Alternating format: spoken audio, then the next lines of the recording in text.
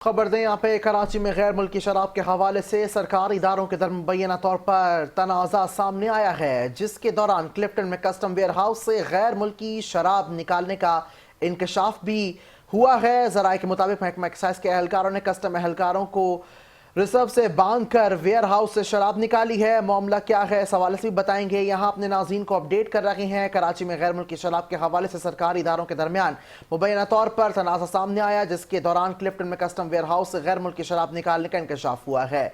बड़ी खबर दे रही हैं, जहाँ कराची में गैर मुल्की शराब के हवाले से सरकारी इदारों के दरमियान मुबैना तौर पर तनाज़ा सामने आ गया है।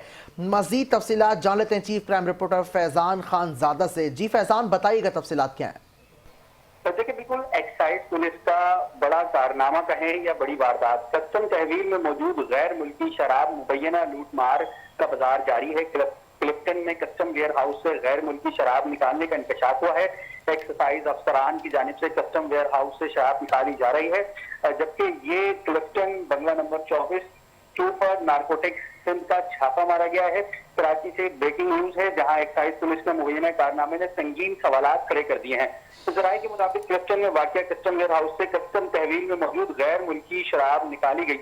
इल्जाम है कि एक्साइज एहलकारों ने कस्टम एहलकारों को रस्सियों से मुबैना तौर पर बांध कर शराब बाहर निकाली, जिसके बाद कानून नाफिज करने वाले इदारों पर ही कानून शिकनी का इल्जाम सामने आ गया है। ताहम डीसी रजा नकवी का मौक़िफ़ सामने आया है कि एक्साइज ने जितना माल लिया था वापस मुबैना तौर पर किया जा रहा है।